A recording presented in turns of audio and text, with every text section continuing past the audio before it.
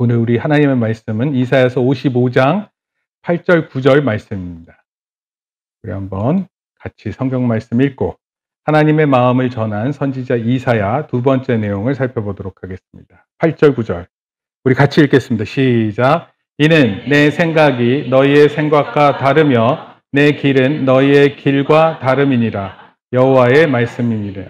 이는 하늘이 땅보다 높음같이 너희의 길보다 높으며 내 생각은 너희의 생각보다 높음이니라. 아멘. 리차드 칼슨이라는 사람이 이런 책을 썼어요. 100년 뒤에 우리는 이 세상에 없어요.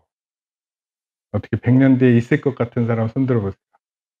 네, 이런 책을 썼는데 사실 100년 뒤에는 여기 어느 누구도 없습니다.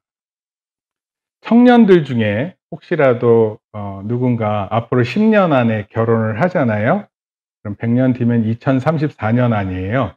그러면 10년 뒤에 태어난 아이가 100년이 지나면 90살이 돼요. 그러니까 어쩌면 이 미래에 태어날 아이도 나이가 많아 또 이 세상에 없을 수도 있습니다. 우리가 이 세상에 없는 정도가 아니라 우리 후손들이 기억조차 하지 못할 때예요. 그런 분이 있으셨어. 뭐 이 정도로. 네.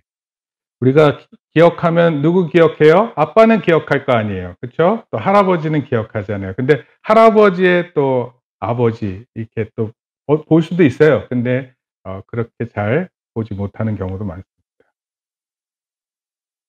분명 우리의 존재는 사라질 것이고 우리는 누구에게도 기억되지 않을 거라는 것입니다. 이 책에는 100개의 중요한 메시지가 있어요. 근데 그 100개를 다 전할 수는 없고 몇 가지만 얘기해 보자면, 첫째, 사소한 것에 목숨을 걸지 마세요. 둘째, 불완전함을 선물로 받아들이세요. 그리고 10번째, 지금을 즐기며 사는 법을 배워요. 17번째, 인생은 공평하지 않아요. 21번째, 자신의 장례식을 상상해 봐요. 34번째, 아무에게나 친절을 베풀어 봐요.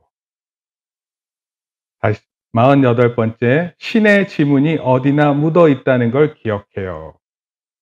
신의 지문이 있다는 건 하나님께서 이렇게 만져놓은 게 있다는 거예요. 그래서 그런 모습들이 있다는 걸 기억해라. 그리고 63번째, 화가 날 때는 10가지 세어보세요. 화나는 때 있잖아요. 그럼 10을 세어보세요. 그 다음에 67번째, 부정적인 생각을 무시하세요. 75번째, 문제로부터 배우는 자세를 가져요. 91번째, 인생을 사랑으로 채우세요. 멋있는 것 같아요. 그리고 98번째, 평범한 속에서 특별함을 찾아요. 100번째, 오늘이 마지막인 것처럼 살아요. 리차드 칼슨은 이 책을 1998년에 책을 썼는데 2006년 45살에 세상을 달리했습니다. 되게 일찍 돌아가신 거예요. 어떤 사람은 이렇게 얘기할 것 같아요. 100년은 100년을 앞으로 내다볼 수 없잖아요. 앞에 무슨 일이 일어날지. 우리는 하루 앞을 내다보지 못한다고 생각하고 100년까지 내다볼 필요 없어요. 하루만 잘 살면 돼요. 이렇게 생각할지 모릅니다.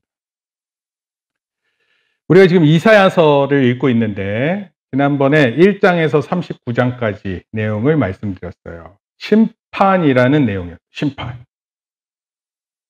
그러면 심판이라는 게 어느 정도의 시간이 지나고 나서 그 사람이 한 일에 대해서 잘했는지 못했는지 평가합니다. 하나님의 마음을 전한 이사야에 대해서 첫 번째 내용으로 살펴보았어요. 오늘은 40장에서 66장까지 살펴보는데 1장에서 39장은 이스라엘의 심판, 그리고 바벨론, 아수르라는 큰 제국을 심판, 그리고 이스라엘 백성들이 포로로 잡혀간다, 이런 내용이었습니다. 39장에 그 내용이 자세히 나타납니다. 그리고 정확하게 100년 후에 이사야가 그 예언을 했는데 100년 후에 그 일이 이루어집니다. 그럼에도 소망이 있습니다. 그 소망에 대한 내용이 오늘 우리가 읽는 40장에서 66장까지 말씀입니다. 그 소망은 이래요. 잘 들어보세요. 이게 진짜 소망이 되는지. 성결하게 된 새 예루살렘에서, 여러분, 예루살렘이 다 무너졌어요. 지금 지난번에 제가 사진 같은 거 한번 보여드렸는데, 시리아라는 나라 지금 가면요, 도시가 아니에요. 건물이 다 무너졌습니다. 사람이 살 수 있는 그런 곳이 아니에요.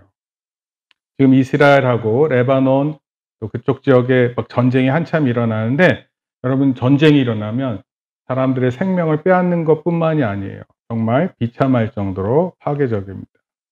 평화가 하나도 없어요. 새롭다라는 것 하나도 없습니다. 그런데 하나님께서 그 이스라엘 백성들이 멸망당하고 그다음에 포로로 잡혀갔다가 다시 돌아오게 되는데, 그때는 새로운 예루살렘이 되겠다. 그때 메시아가 오셔서 하나님 나라 회복하고 모든 열방이라는 건 모든 나라들이에요. 모든 나라들이 평화롭게 하나 된다는 것을 예언했습니다. 여러분, 1장에서 39장은 막 무시무시하게 심판하고 망하는 거예요. 근데 40장부터 66장은 하나님께서 그것을 다 회복하게 하실 것이다. 이런 내용입니다. 40장부터 이 위대한 소망이 나와요. 일단은 제가 여러분들한테 계속 쭉 설명해 볼게요. 40장에서 48장은 이스라엘의 소망을 선포합니다. 희망이 있다는 거예요. 여러분, 요즘에 우리 학생들 보면, 애들 보면 자기 스스로를 어떻게 생각하냐면 안 된다고 생각해요. 난 안 돼. 나는 이미 망했어. 이런 게 패배감, 이런 게 얼마나 많은지 모릅니다. 그래서 뭐 이렇게 신이 나질 않아요. 평소의 삶에. 그런데 이스라엘 사람들 아직 망하지 않았어요. 망하지 않았기 때문에 아직 그걸 잘 모르는 것 같기도 해요. 여러분, 망해야죠. 그럼 시험 보고 많이 틀려봐야죠. 그래야지 정신 차려요. 혹시 시험을 많이 틀렸는데 나는 괜찮아, 이대로 가면 괜찮을 것 같아, 이렇게 생각하는 사람 없습니다. 자기가 원하는 목표를 향해서 가는데 자꾸 시험에 떨어져요? 그럼 그거 안 될 거 아니에요. 자기가 하고 싶지만 못하는 거 아닙니까? 그럼 원래 그런 것들을 잘 준비하는 거는 언제부터 그걸 준비하는 거냐면 최대한 어렸을 때부터. 그래서 목사님이 한 친구가 기억나는데, 아직 그 친구 이름도 기억나요. 중학교 1학년 친구였어요. 근데 이 친구가 이렇게 게임하러 놀러 가면 저한테 이렇게 얘기했습니다. 30분 뒤에 나한테 이렇게 툭툭 쳐달라고. 그럼 게임 딱 그만하겠다고. 그리고 제가 딱 툭툭 쳤더니 게임을 딱 그만했어요. 와. 그리고 그 친구는 자기 그 노트에다 이렇게 썼어요. 자기는 미래의 교육부 장관이 되겠다, 이런 목표를 쓰고 있어요. 목사님 그때 뭐 했는 줄 알아요? 친구 따라가서 우와 대단하다 이것만 보고 있었어요. 목사님 교육부 장관 이런 생각도 안 했어요. 그냥 이런 친구가 다 있네 그러고 지냈어요. 근데 시간이 많이 흐르면 흐를수록 느끼는 것 중에 하나가 뭐냐면, 그런 것들을 토대로 해서 나도 이런 생각을 가져야 되겠다, 이런 마음을 먹었어요. 근데 특히 오늘 성경 말씀을 통해서 하나님이 어떤 마음을 우리가 갖고 싶어 하는지를 여러분들이 잘 배웠으면 좋겠어요.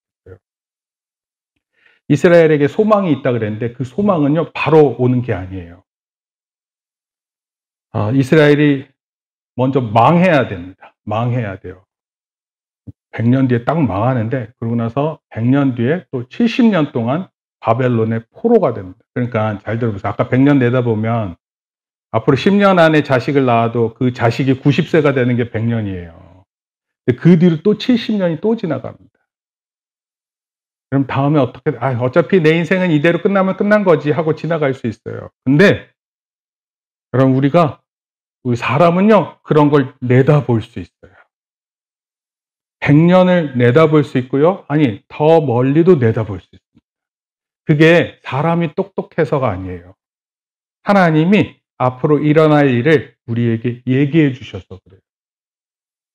그래서 하나님의 백성들이, 하나님을 잘 믿는 사람들이 어떻게 살아야 되는지를 가르쳐 주시는 거예요. 앞으로 이런 일이 있다. 다음 주에요. 다음 주 10월 27일이에요. 다음 주 10월 27일 날 한국 교회가 모여서 기도합니다. 지금 어떤 일들이 앞으로 펼쳐질지 몰라요. 근데 되게 위기예요. 여러분, 하나님을 잘 믿고 안 믿고의 문제가 아니에요, 지금은. 하나님을 못 믿게 하는 그런 생각과 사상이 너무 많아졌어요. 그리고 너무나도 중요한 가치들이 우리가 가지고 있는 가치들이 있잖아요. 너무 혼란스러워졌어요. 우리가 생각하는 상상이 가지 않는 일들이 펼쳐지고 있어서 그걸 대비해서 기도하자. 그래서 한국 교회가 기도하려고 모이는 그런 게 펼쳐지고 있습니다. 앞으로 100년 뒤에 무슨 일이 일어날까요? 물론 기술도 발전하겠지만 우리의 믿음을, 또 하나님이 말씀하시는 그 미래를 내다보지 못하게끔 만드는 그런 일들이 많이 일어날 것 같아요. 어찌 됐건 오늘 말씀을 통해서 한번 생각해 볼게요. 70년 동안 포로 기간이 있어요. 100년 뒤에 예루살렘은 멸망하고, 그리고 70년간의 포로 기간이 있습니다. 근데 그 포로 기간 이후에 1차, 2차, 3차에 걸쳐서 포로들이 돌아옵니다. 근데 이미 예루살렘은 다 망가졌어요. 그래서 다시 예루살렘을 재건해야 돼요. 재건. 그럼 도시 하나가 예를 들어서 물난리가 났어요. 물에 침수됐어요. 그런 곳을 다시 고치는데 엄청나게 수고해야 됩니다. 여러분, 만약에 지금 살고 있는 집이 물로 다 덮여 있다고 생각해 봐요. 그 물이 있다가 빠져나가면 여러분 이불 어떻게 해요? 이불 그거 말려서 쓸 수 있을 것 같으세요? 안 됩니다. 혹시 냉장고에 있는 음식들 먹을 수 있을 것 같아요? 못 먹습니다. 방 구석구석에 모든 쓰레기, 더러운 것들이 가득한, 치우는 데만 해도 며칠 걸려야 돼요. 그리고 치울 때 보통 우리 애들은 가만히 있으려고 하잖아요. 근데 그때는 자기 방 자기가 청소하고 그래야 돼요. 되게 번거롭고 힘든 거예요. 여러분, 힘든 일이 있다라는 게 굉장히 어려운 일이지만, 그런데 이 일이 지나가야 소망이 있다고 얘기하는. 그런데 이렇게 예루살렘이 멸망하고 그다음에 포로로 잡혀가는 이유가 있어요. 그게 뭐냐면 그동안 이스라엘 백성들이 하나님 앞에 잘못한 게 너무 많았어요. 근데 그렇게 예루살렘이 멸망하고 포로로 잡혀갔다 오면 너희들의 죄가 사해여졌다. 사하여졌다, 이게 무슨 뜻이냐면 죄가 더 이상 없다, 이런 뜻이에요. 그리고 이제 그 죄가 없는 것으로부터 새로운 게 시작된다, 이렇게 얘기하는 거예요. 이스라엘은 본향이라는 것은 자기 집으로 돌아간다, 이런 뜻이에요. 그리고 하나님의 나라가 임할 거래요. 그리고 그곳에 하나님의 영광을 보게 된다. 여러분, 성경을 읽으면 정말 먼 것을 보게도 하지만 또 우리가 상상하지 못하는 것들을 하나님께서 보여주시겠다 약속하세요.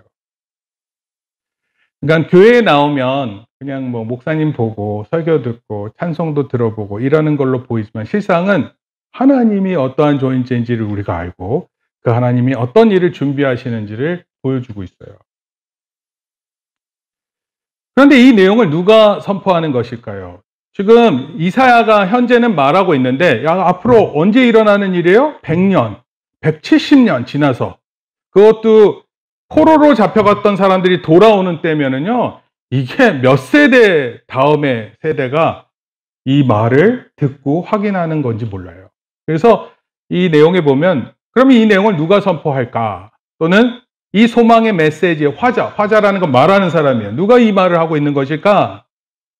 이 글을 쓴 관점은요, 포로 생활에서 돌아온 사람들의 관점이에요. 그러니까 이사야가 말한 예루살렘이 멸망한다는 건 100년 뒤고, 그 다음에 포로로 잡혀갔다가 돌아오는 건 170년 뒤예요. 누가 이 말을 하냐고요, 누가. 그래서 이것을 원래는 그때 당시 이거 포로로 돌아온 사람들 중에 에스라, 느헤미야라는 이 두 사람이 있어요. 이 사람이 다시 예루살렘을 새로 세웁니다. 그런데 이때 쓰여진 것이 분명한데 이사야는 이때보다 150년 전에 죽었다, 이렇게 돼 있어요.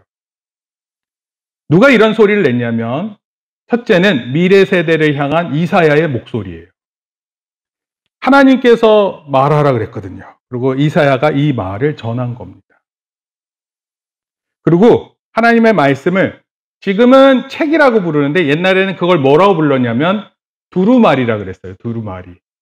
여러분 마우스에 보면은 요 위에 둥그렇게 생긴 거 있는데 그거 이렇게 스크롤이라 그러죠. 스크롤 알아요? 스크롤?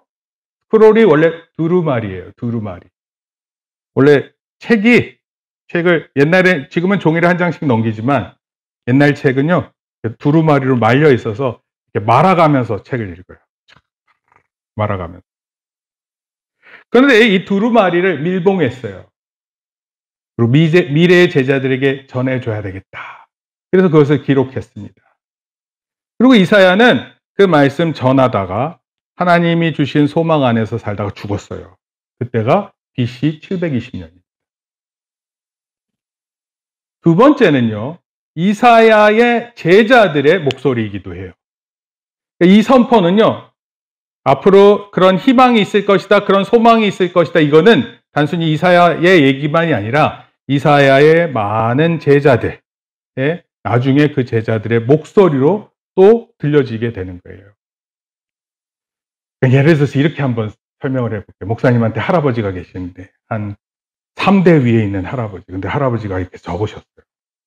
목사님 이름도 몰라요. 그런데 내 3대 후손 누구누구에게. 그래서 편지를 쓴 거예요.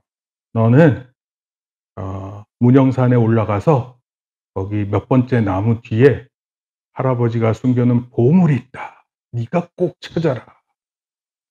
목사님이 그 종이를 하나 딱 그 할아버지의 쪽지를 발견한 거예요. 그럼 어떻게 할 것 같아요? 이거 아무한테나 얘기해요? 아니, 보물을 숨겨놨다는데 여러분 이따가 보물 찾기 하나도 못할 것 같아, 내가 볼 때. 보물 찾으려고 할 때 얼마나 열정적으로 찾고 또 할아버지가 숨겨놓은 거 찾으려면 되게 노력해야 돼요. 여러분 정말 많은 사람들이 보물을 숨겨놓고 찾지도 못하고 죽은 경우가 너무 많아요. 그런데 만약에 목사님한테 그런 쪽지가 주어졌고 그 쪽지를 찾아서 목사님이 그곳을 찾아간다면 목사님한테는 너무 기대가 클 거 아니에요. 여러분들한테 맛있는 거 다 사주고 싶고 떡볶이 1년 내내 먹게 해주고 얼마나 좋아요. 그런데 이게 단순히 목사님이 얘기하는 할아버지의 이야기가 아니라 하나님이 어떤 한 사람에게 얘기했고 그 한 사람을 통해서 제자들에게 그 말이 전달되는 거예요. 아까 밀봉했다 그랬어요. 밀봉, 두루마리를. 그 두루마리를 열고 그 글을 읽고 이 사람들이 너무 기뻐하는 거예요. 야, 이제 우리 포로에서 70년이 지났으니까 우리 돌아간다. 아, 하나님의 때가 이런 때인가 보다 생각하고 막 좋아하는 거예요. 소망으로 가득한 그런 거예요. 여러분, 여러분들에게 여러분 스스로를 생각할 때 미래가 그렇게 밝지 않아서 슬플 때도 많지만 사실은요, 우리가 언제 가장 기뻐해야 되냐면 하나님 말씀에 따라 기다리고 그 기다리던 말씀이 이루어지는 걸 볼 때가 가장 좋은 것입니다. 근데 이런 시각을 보게 만드는 거예요. 목사님이요, 지난주에 한강 작가 알죠? 노벨상 받은 한강 작가 책을 하나 읽었어요. 그래서 뭐 틈내 뭐 그렇게 어렵지는 않았어요. 책을 읽는데. 근데 책이 어둡습니다. 어둡기도 하고요. 근데 그 어두움이 나를 지적하는 것 같아요. 그래서 생각보다 많은 생각을 좀 했어요. 그리고 글도 썼어요, 목사님이 개인적으로. 글을 읽다 보면 글을 쓰는데 그래서 목사님 스스로를 돌아보는 글을 좀 쓴 적이 있어요. 여러분 때로는 목사님 너무 슬픈 얘기했어? 네. 때로는 사람들이요 깨닫는 게 있어요. 깨닫는 게. 글을 읽어도 깨닫고요. 내 삶을 생각하면서도 깨닫고 아까 얘기했던 것처럼 먼 할아버지가 나한테 해준 얘기가 있으면 그걸 또 깨닫고 아니 이사야처럼 하나님이 얘기해 주신 말씀을 통해서 깨닫기도 하고 또 이사야의 먼 제자들이 그것을 깨닫기도 하는 거예요. 하나님께서는요 이사야에게 주었던 그 말이 성취하셨어요. 성취하셨다는 건 뭐냐면 그 일이 다 이루어졌어요. 하나님은 말씀하시고 나서 그것을 안 지키시는 분이 아니세요. 하나님 말씀하시면 그 일을 꼭 지키시는 분이세요. 하나님은 하나님의 공의와 자비를 경험한 이스라엘이 이런 걸 원하셨어요. 이스라엘 백성들이 하나님이 어떤 분이신지를 잘 알아서 많은 다른 사람들에게 우리가 믿는 하나님은 이런 하나님이세요라고 잘 얘기해 주기를 원했어요. 그리고 하나님의 종이 누구인지 그것을 전하게 하려고 했어요. 하나님의 종은 이따가 설명하겠지만 예수님을 얘기하는 거예요. 그것을 가지고 막 소망 있게 얘기하는 거예요. 여러분, 크리스마스 때 산타클로스 할아버지가 오신다. 그러면은 와, 선물 내가 원하는 건 이런 선물인데 이런 선물 받을 것 같으면 기분이 막 기대되죠? 선물 받고 싶어서. 그렇지 않아요? 산타클로스가 다 가짜라는 건 다 알게 됐나 보죠? 근데 선물을 받게 됐을 때 그게 너무 기대되는 거예요. 목사님도 초등학교 3학년 때 그때 이제 어머니가 그것도 내 머리맡에서 크리스마스 선물을 준비하는 건 너무한 거 아니에요? 그래서 제가 소리를 다 들었어요. 바스락바스락 그러면서 야, 얘 막 그러면서 막 얘기를 하는데 나중에 듣고 보니까 산타클로스는 누구예요? 엄마였어요. 무슨 산타클로스가 뭘 갖다 놓고 가요. 근데 그러나 그게 너무 기대가 찼어요. 너무 좋은 선물 받을 것 같고 그것에 대한 기대감이 너무. 여러분, 별거 아닌데 별거 아닌 선물도 기대가 큰 거예요. 근데 하나님은 우리에게 만약에 선물을 주신다 그러면 진짜 선물을 주시는 거예요. 우리한테 가장 필요한 선물을 주시는 거예요. 내 인생에 가장 필요한 것을 주시는 분이 하나님이세요. 그게 뭐라고요? 하나님의 종이 누구인지, 그리고 하나님 나라의 하나님의 백성들이 그 하나님의 종을 보게 하시겠다 약속하신 거예요. 그런데요, 이스라엘 백성들은요, 이런 하나님의 뜻을 이해하지 못했어요. 여러분 잘 들으세요. 이스라엘 백성들이 하나님을 이렇게 잘 전하는 그런 사람들이 아니었어요. 열방의 증인이 되기는커녕 하나님께 늘 불평했어요. 심지어 하나님 비난했어요. 하나님 계시다면 어떻게 우리에게 이런 일이 있습니까? 맨날 짜증내고 화만 내는 그런 삶을 사는 거예요. 여러분 그거 아세요? 일상생활에서 쉽게 짜증내는 사람이 있어요. 쉽게 화가 나는 사람이 있어요. 그거는 문제가 있는 거예요. 아무것도 아닌, 아까 책에도 그런 거 있었잖아요. 사소한 일에 목숨을 걸면 안 돼요. 별거 아니잖아요. 별거 아닌 일에 목숨을 건다고? 그럴 수는 없잖아요. 이스라엘 백성들은 하나님을 원망했고요. 하나님을 불평했고요. 그리고 하나님을 비난까지 했어요. 하나님 우리에게 귀 기울이지 않으신다. 우리의 권리를 무시한다. 이런 표현을 했어요. 이사야 40장 27절 한번 읽어볼까요? 조금 어려운데 야고바 시작. 야고바 어찌하여 내가 말하며 이스라엘아 내가 이르기를 내 길을 여호와께 숨겨놨으며 내 불만은 내 하나님에게서 불만하느냐. 야고바는 이스라엘을 말하는 표현. 이스라엘 백성들이 하나님에 대해서 늘 불평불만하고 있는 거예요. 하나님이 자기의 뜻을 다 보여주시고 앞으로 어떤 일들이 일어날 걸 다 얘기하시는데 하나님께서 다 숨겨놨다. 바벨론 포로로 잡혀갔을 때 많은 사람들이 믿음을 저버렸어요. 포로로 잡혀갔으니까 더 이상 자유가 없잖아요. 왜 그런 줄 알아요? 포로가 된 그들에게 하나님보다 바벨론의 신들이 훨씬 강해 보였기 때문에. 그런데 하나님은 그런 가운데서도 하나님의 약속을 믿고 기다리는 사람들을 하나님 기다리고 계시는 거예요. 41장, 47장에서 재판 과정에 대한 이야기가 나와요. 여러분 재판을 했어요. 재판. 판사가 얘기를 했어요. 피고 누구누구는 몇 년 감옥에서 보냅니다. 만약 이런 판결을 내리면 판사가 판결을 내리는 즉시 그 사람은 감옥으로 가요. 감옥에 최소 6개월, 1년, 1년 6개월 계속 그렇게 늘어나서 지내게 됩니다. 여러분 재판 과정에서 하나님께서 응답하셨어요. 뭐라고 얘기했냐면 포로가 된 것은 너희들이 포로로 잡혀간 것은 물론 포로로 잡혀가면 종이 되니까 그게 얼마나 나쁜 거예요. 그런데 포로가 된 것은 하나님께서 방치하시는 게 아니라 하나님께서 심판하신 것이다. 분명히 얘기해요. 너 왜 포로로 잡혀간다고? 너 하나님께서 심판하셨기 때문에 가는 거야. 두 번째, 페르시아라는 제국이 있는데 바벨론 제국 다음이 페르시아예요. 근데 이 페르시아가 바벨론 제국을 멸망시켜요. 여러분, 바벨론은 안 무너질 것 같은 제국이었어요. 한순간에 망합니다. 근데 그 페르시아가 바벨론을 정복하게 한 이유가 뭐냐면요, 하나님께서 그렇게 얘기했어요. 이스라엘을 귀환시키려고. 포로로 70년 동안 잡혀갔다가 돌아오는데 그 일을 위해서 페르시아가 바벨론을 정복한다. 여러분, 이런 거는요, 그냥 일반 역사책에서는 가르쳐 주지 않아요. 그러면 하나님의 말씀은요, 성경을 통해서 우리가 알 수 있고요. 그 하나님의 말씀에 대한 이야기를 깊이 생각할 수 있는 것은 이렇게 하나님께서 우리에게 설명해 주실 때 그게 가능한 거예요.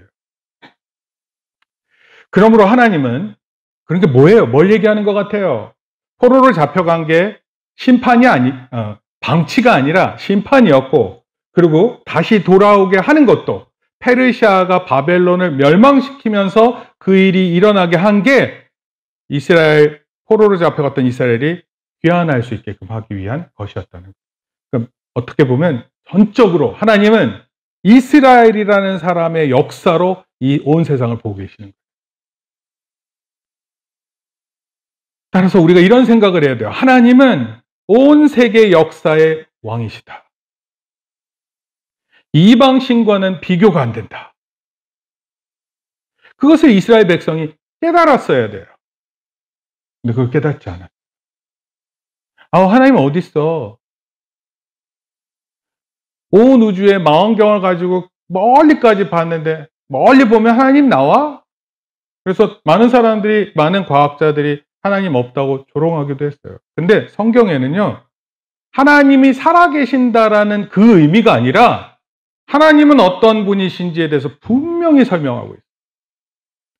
만약에 하나님께서 우리는 이스라엘은 아니지만 우리는 지금 예수님을 믿어서 구원받아요. 근데 그 구원받는 사람들에게는 하나님의 자녀가 된다 그랬어요. 무슨 뜻이에요? 여러분, 우리는요, 하나님의 아들, 딸이 되는 거예요. 어떻게 그렇게 된다고요? 예수님 믿음으로 그렇게 되는 거예요. 예수님 믿으면 그 일이 일어나는 거예요.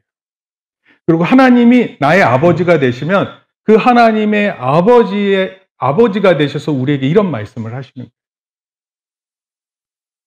하나님은 온 우주의 왕이시고 우리를 만드셨고 다른 어떤 신과는 비교도 안 되고, 그리고 그 하나님을 우리가 많은 사람들한테 전달해야 된다, 이런 내용입니다.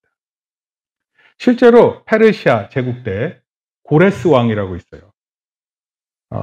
한국말로는 고레스, 영어로는 사이프러스 이렇게 표현합니다. 근데 이 고레스 왕이 됐을 때 고레스 왕이 하나님을 느껴요.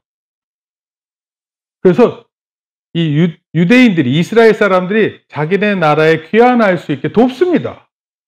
여러분, 당시 제국의 왕이라는 것은 무슨 뜻이냐면 모든 권력을 다 갖고 있다, 이런 뜻이에요. 말 한마디에 생사가 결정돼요.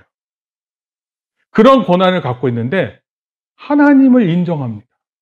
그리고 이스라엘 백성들을 포로로부터 자유케 해서 돌아가게 해줍니다. 이런 역사적 사실을 깨달아서 열방에 많은 사람들한테 전해야 되는 거예요. 하나님은 이런 분이십니다. 그런데 이스라엘 사람들이 깨닫지 못해요. 여러분, 그럼 어떻게 될 것 같아요? 이스라엘이 깨달아서 하나님에 전해야 되는데 이 이스라엘이 깨닫지 않아요? 그럼 어떻게 될 것 같아요? 48장에 보니까 이스라엘은 여전히 불순종했어요. 순종하지 않았어요. 하나님 차갑게 대했습니다. 그들의 조상과 똑같이 행동했어요. 그러자 하나님은 그들에게서 종의 자격을 박탈해요. 더 이상 난 너를 종으로 여기지 않아. 내가 자꾸 시키는 대로 안 하니까 난 너한테 이제 종으로서 시키지 않을 거야. 자격을 뺏어갑니다. 하지만 열방에게 복 주시겠다는 그 아브라함 약속이 있거든요. 이거 되게 오래전 약속인데 그 약속은 유효해요. 더 이상 이스라엘을 사용하지 않겠다, 이런 뜻이지, 다른 사람, 얼마든지 하나님 말씀에 순종하는 사람을 통해서 이 일을 이루시겠다 약속합니다. 이게 이사야 예언이에요. 49장에서 55장, 여기가 되게 중요한 말씀입니다. 근데 여기 하나님의 종이 소개됩니다. 이 인물은 이스라엘이 하지 못한 임무를 완수한다 그랬어요. 이스라엘이 말 안 들었잖아요. 불순종하고. 하나님 이제 너가 이스라엘이다 말씀하시고 그에게 임무를 주시는데, 첫째, 하나님께로 이스라엘을 회복하라. 둘째, 열방을 향해 하나님의 빛이 되어라. 이 종은 하나님의 권능을 입어 기쁜 소식을 전하고 하나님 나라가 열방에 임할 것을 전합니다. 누군지 아시죠? 예수님이에요. 근데 이 종은 놀라운 방법으로 하나님 나라를 전합니다. 되게 슬픈데 백성들에게 거절당해요. 매를 맞아요. 백성들의 손에 죽임을 당합니다. 실제로 그는 법정에서 고소당했고 십자가형에 처해졌어요. 그리고 자기 백성의 죄를 위해 죽습니다. 예수님 얘기거든요. 어떻게 보면 이 세상에서 가장 억울한 죄로 돌아가요. 선지자가 이렇게 표현합니다. 예수님의 죽음은 속죄 제물이다. 예수님의 죄를 져서 속죄한다 이런 뜻이 아니라 누군가의 죄를 용서하기 위해서 제물이 되셨다. 그 종은 죽었다가 다시 살아날 것을 예언했고 종의 죽음으로 백성들이 하나님 앞에서 의롭게 될 수 있는 길이 열렸다. 이런 걸 선포합니다. 여러분, 근데 이 성경 말씀이 이사야서 53장에 있는 성경 말씀이 정확하게 로마서에 있는 말씀하고 맞아들어가요. 우리가 성경을 깊이 읽지는 않아도 한 가지 중요한 건 이거예요. 예수님이 이스라엘 백성들 하도 말을 안 들으니까 예수님을 보내셨어요. 그 예수님이 실제로 하나님의 말씀을 가장 순종하셔서 하나님이 원하시는 일을 이루셨어요. 그리고 그게 누구한테 좋은 거냐면 예수님한테 좋은 게 아니라 우리한테 너무 좋은 일이 펼쳐진 거예요. 원래는요, 하나님은 우리를 보실 때 내 이놈! 너 가만 안 둬! 이렇게 생각하실 수 있는데 예수님 때문에 더 이상 우리를 그렇게 분노의 자식으로 대하지 않습니다. 사랑하는 자녀로 대하는 거예요. 여러분 종종 엄마 아빠가 화나셨을 때 까불다가 혼난 적 있죠? 분위기 파악하고 해야죠. 그냥 아무 때나 달려들면 안 돼요. 근데 엄마 아빠가 또 자상하고 좋을 때는 너무 좋잖아요. 맛있는 거 다 사주겠다고 약속하시고 좋은 선물 다 해주겠다고 약속하시고. 하나님이 우리에게 주신다고 했었을 때는 좋은 거는 정말 좋은 겁니다. 그리고 한 가지, 하나님께서 우리에게 좋은 거 주시겠다고 약속하시는데 만약에 그걸 안 믿고 살잖아요. 그러면은 우리가 어쩌면 제일 나쁜 거를 받을지도 몰라요. 53장은 성만찬 때 사용하는 성경 말씀이 많습니다.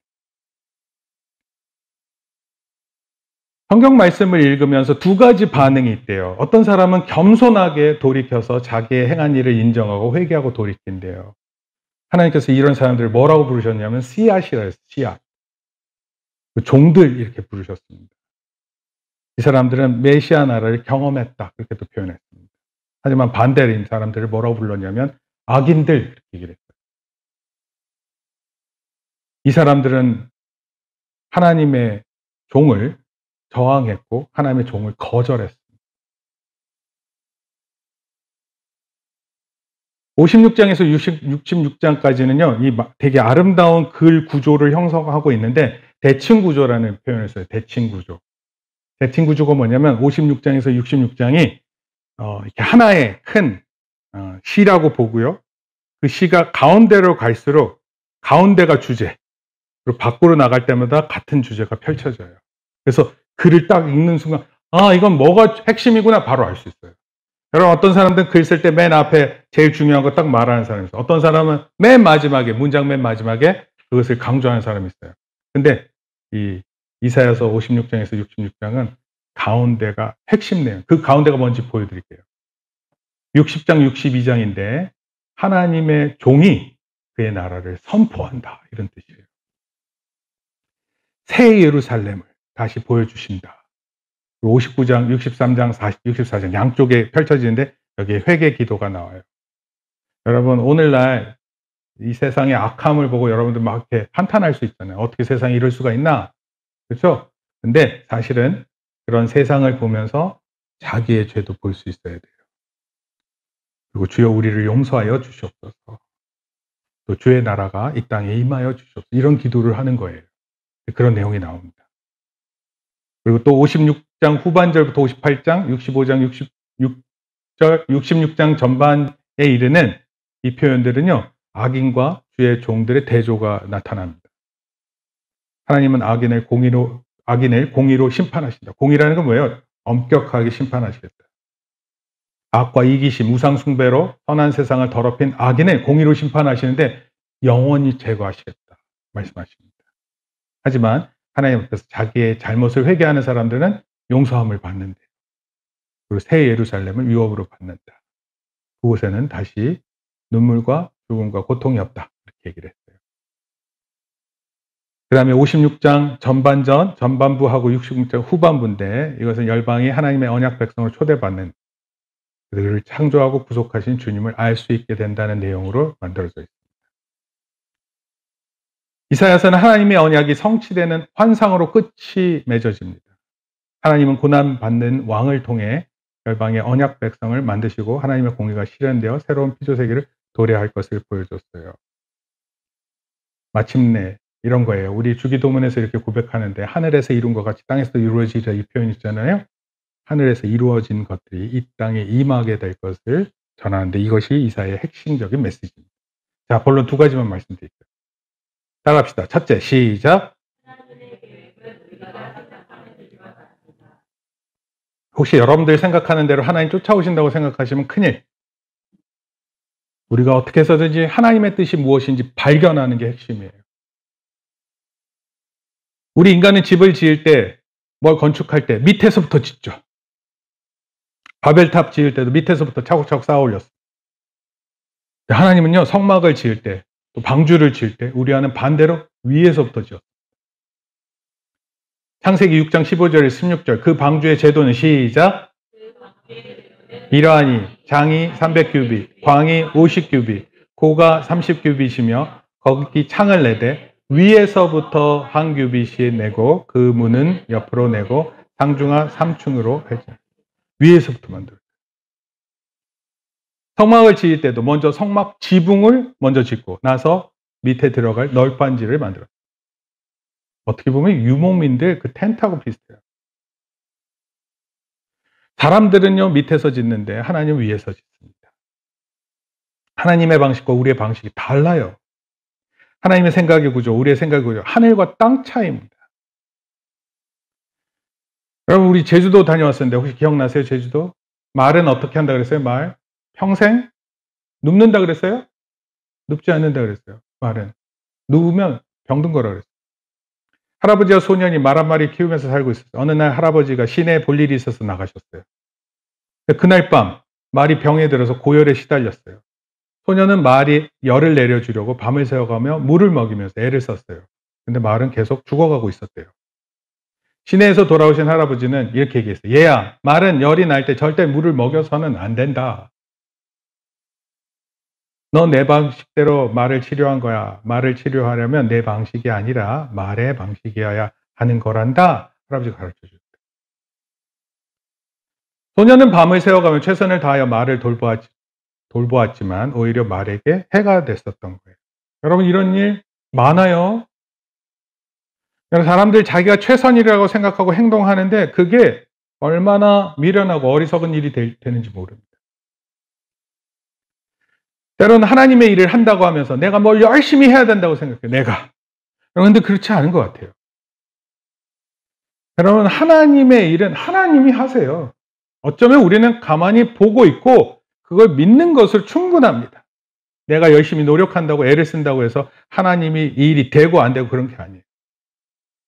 하나님의 계획하심을 보고 하나님의 계획이 어떠한지를 알고, 너 앞으로 100년 뒤에 이런 일이 일어난다, 170년 뒤에 이런 일이 일어나, 그거를 보는 것뿐이에요.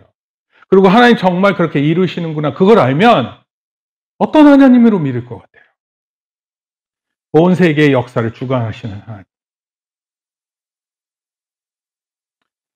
요한복음 6장 29절 한번 읽어볼까요? 하나님의 시작. 하나님의 보내신 자를 믿는 것이 하나님의 일이다.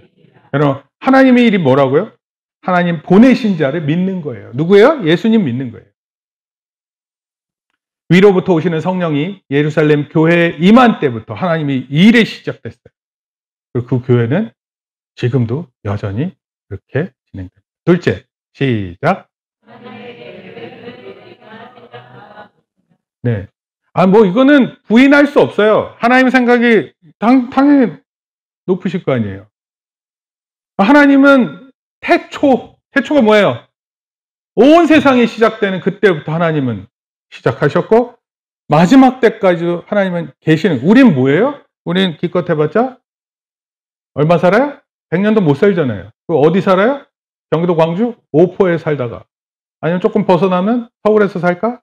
아니면 좀 멀리 나가서 어디에서 살까요? 뭐 미국 LA? 뉴욕? 러시아? 우크라이나? 이스라엘? 뭐 어디 가서 살 수 있겠죠. 그렇지만 사람이 아무 데나 다 갈 수 있는 그런 존재는 아니에요. 딱 한정돼 있고 그것이 전부예요. 그리고 때가 있고 그 때 안에 우리는 죽게 돼 있어요. 오래전에 이런 일이 있었습니다. 시애틀에 원불교 교육과장으로 일하시는 포교승이 있었어요. 포교승이라는 건 전도하시는 분이에요. 여사 스님이었어요. 한국에서 원광대학원 졸업했어요. 시애틀에 불교를 전도하기 위해서 왔어요. 그런데 시애틀에서 어느 한 목사님 만났어요. 기독교 진리에 대해서 듣다가 갑자기 성령의 역사를 경험했어요. 그 예수님을 영접했어요. 누가? 스님이. 아니, 거기서 원불교 포교 활동하려고 있었는데 성령의 은혜를 받은, 그리고 세례를 받았어요. 이름을 최마리아로 바꿨습니다. 신학을 공부하면서 논문을 썼어요. 제목이 기독교와 불교의 비교. 놀라운 거예요. 이분만큼 확실하게 쓸 사람이 어디 있어요? 불교 경험했겠다. 기독교 경험했겠다. 그리고 졸업 논문을 한 줄로 요약했어요. 들어보세요. 기독교는 기쁨의 진리. 불교는 가도 끝이 없는 어려운 철학. 이렇게 정의를 내요. 여러분, 예수님 믿는 거 우리가 하는 게 별로 없어요. 왜? 예수님께서 이미 다 길을 열어놓으셨어요. 그리고 그 예수님이 하신 일을 감사하고 그거를 감격하면 되는 거예요. 이스라엘 백성들이요, 집요하게 말을 안 들어요. 불교를 50년 넘게 믿었지만 어려운 철학이라 정의했어요.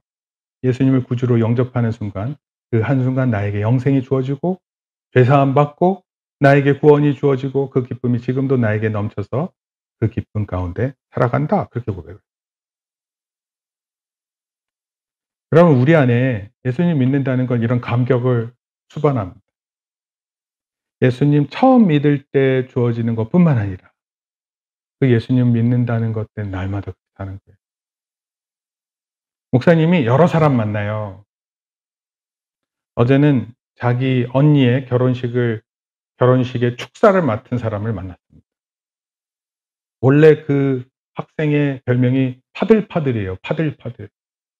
예, 그냥 모든 일에 바들바들 떠는 성격이에요. 근데 결혼식 축사를 맡았으니까 얼마나 파들파들 떨겠습니까? 저도 처음에 미국 가서 친구 전도사님이 갑자기 결혼을 해가지고 선생님이 사고를 쳤는지 결혼을 바로 하셨어요. 그래서 제가 갑자기 축사를 맡았어요. 근데 저는 그때 축사가 뭔지도 모를 때예요, 잘. 그런데 축사를 준비해서 갔어요. 지금도 어렴풋이 기억나는데 말도 안 되는 소리 했었던 것 같아요. 그럼 제가 부족한 때 많았던 사람이 틀림없어요. 그런데 시간이 흐르면서 하나님을 알고 그 모든 일에 하나님과 동행하는 삶이 참 좋구나, 그걸 깨달았어요. 그리고 가능하면 모든 사람을 도와야지 이런 마음을 먹는 거예요. 어제 제가 그 결혼 축사하는 사람 밤에 찾아가서 밤 10시까지 도와주고 왔어요. 제가 할 일도 산더미로 쌓여 있는데, 그럼 하나님의 사람 찾아가서 도와줄 수 있어요. 나는 내일 시험 준비 안 되는데 나보다 못하는 애가 도와줄 수 있잖아요. 그렇지 않니? 그렇지 않을까요? 네. 나보다 더 못한다고 도와줄 수 있는 거예요. 예수님을 믿는 거는요, 여러분, 그냥 예수님 믿음을 통해서 나에게 펼쳐져 있는 일이 너무 좋고 소중하고 감사하고 내가 구원받은 일에 감격하는 일밖에 없어요. 여러분들이 와서 여기 와서 특별하게 하지 않아도 우리의 예배를 통해서 하나님 영광 받으시고, 무엇보다도 하나님의 말씀을 듣고 하나님이 어떠한 분이신지를 깨달아 우리 삶 속에 자기를 다짐하는 게 제일 소중한 것입니다. 그러면 하나님의 일은 위로부터 시작되고 구원도 위로부터 한순간에 이루어집니다. 결론적으로 말씀드릴게요. 이사야는 하나님을 이스라엘의 거룩한 자 이렇게 20번 이상 사용합니다. 하나님을 가리켜서 어떻게 얘기한다고요? 하나님은 거룩한 자. 그리고 만군의 여호와 이렇게 얘기해요. 만군이 뭡니까? 만군. 모든 군사력의 하나님. 모든 군사력이 하나님께 속했다 이런 뜻이에요. 이게 40번 이상 나옵니다. 구속자, 구원자 13번 쓰였어요. 그리고 하나님께서 무슨 얘기했어요? 예수 그리스도가 오실 것을 얘기하고 이스라엘이 회복될 것을 얘기했어요. 여러분 하나님 거룩하신 분이시고 만군의 여호와이시고 구원자인데 그 구원자의 능력으로 이스라엘 백성을 바라보시는 거예요. 오늘 정확하게 우리를 바라보고 계십니다. 그 하나님. 너가 하나님의 이 역사의 이야기를 듣고 너도 어떤 사람이 되고 싶니? 너도 이스라엘처럼 말 안 들을래? 아니면 내가 원하는 그런 사람이 될래? 원래 이사야가 우리 6장에서 살펴봤잖아요. 내가 누구를 보낼까? 그렇게 했을 때 내가 여기 있나이다. 나를 보내소서. 하나님 저 여기 있어요. 저 보내세요. 그런 사람이 되는 거예요. 하나님 쟤 보내세요. 제가 딱 타입인 것 같아요. 다른 사람 지적하고 뭐 그런 게 뭐가 중요해요. 그런 때는 원래 자기가 손 들고 나서는 거죠. 당시 이사야는요, 왕과 귀족 계층들을 중심으로 사역을 했습니다. 미가 선지자라고 있어요. 미가 선지자는 일반 서민들에게 사역을 했어요. 북이스라엘에는요, 아모스, 호세아 선지자가 있었습니다. 2세기 전승에 의하면 이사야가 히스기야 다음 왕인 므낫세 왕이 있었어요. 근데 므낫세 왕이 톱으로 이사야를 세로로 반으로 잘라서 죽였다고 합니다. 하나님 잘 믿는데 하나님 잘 믿는 선지자가 싫은 거예요. 이사야가 전한 소식이 멸망입니다. 그리고 150년 뒤에나 일어난 소망이에요. 누가 이거를 들으면서 좋아하고 있었겠습니까? 네요. 하나님은 높으신 분이세요. 하나님 계획이 굉장히 높으신 분이십니다. 그 하나님께서 우리에게 관심을 갖고 계세요. 우리 구원에 관심을 갖고 계시고 또 우리를 통해서 많은 사람 구원받기를 원하십니다. 그래서 목사님도 스님 만나는 거 그렇게 두려워하지는 않거든요. 스님 만나는 거. 스님하고 같이 탁구도 치고 막 그랬었어요. 근데 스님한테도 찾아가면 같이 찬양 한 곡 하시겠습니까? 이렇게 얘기하고 그렇게 얘기도 하고 또 스님의 귀한 고견도 듣고 또 교제하고 얼마든지 어떻게든 이루어질 수 있다 이렇게 믿습니다. 어떻게 그런 일이 일어나나요? 하나님께서 계획한 일이 어떻게 그건 중요하지 않은 것 같아요. 단순히 하나님의 말씀을 믿는 것입니다. 역사 가운데 운행하시는 하나님을 믿는 거예요. 그리고 예수 그리스도를 통한 회복이 우리에게 있다는 것을 확신하는 것. 내가 구원받을 뿐만 아니라 이 소식을 전해들은 또 다른 사람들이 구원받을 수 있다. 그럼 목사님 개인적으로 요즘 주변에 너무 많은 사람들이 쉽게 무너집니다. 별거 아닌 거에 쉽게 넘어져요. 작은 건데 마치 전부가 무너진 것처럼 착각하고 지냅니다. 안 된다고 생각해요, 스스로. 하나님의 약속이 너무너무 멀리 있다고 해서 좌절해요. 아니, 그런 일이 나한테 이루어지는 거 아니잖아요. 저는 지금 당장 저에게 이루어지는 걸 원하는데. 그러나 절대 그런 게 아니에요. 어쩌면 유일한 소망일지 몰라요. 여러분 때문에 여러분 다음 세대가 구원받는 일일지 몰라요. 아니, 여러분 다음 세대의 구원을 위한 준비일지 몰라요. 왜 그래요? 하나님은 원래 그렇게 크게 생각하시고 멀리 내다보시기 때문에 그렇습니다. 우리 다시 한번 이 말씀 읽습니다. 시작. 이는 내 생각이 너희의 생각과 다르며 내 길은 너희의 길과 다름이니라. 여호와의 말씀이니라. 이는 하늘이 땅보다 높음 같이 내 길은 너희의 길보다 높으며 내 생각은 너희의 생각보다 높음이니라. 아멘. 하나님 만나기 전에, 하나님 우리가 직접 만나기 전에 우리가 범사에 하나님을 인정하는 가운데 하나님 예배하고 또 하나님 우리를 구원하신 하나님을 찬송하며 살아가는 우리 모든 성도들 되기를 축복합니다. 기도하시겠습니다. 하나님 감사합니다. 이 시간 이사야 말씀을 통해 전해진 하나님 놀라운 소망이 우리 안에 있게 하시며 또 우리 어린 영혼들에게 있게 하셔서 온 세상의 주인 되시고 온 역사의 주인 되시는 또 만군의 왕이신 하나님께 예배하고 또 하나님을 평생 섬기는 데 부족함이 없도록 우리의 삶을 인도하여 주시옵소서. 이러한 소식들 우리가 깨닫고 또 많은 사람들에게 전하기를 소원하오니 우리를 붙들어 주시옵소서. 예수님의 이름으로 기도합니다.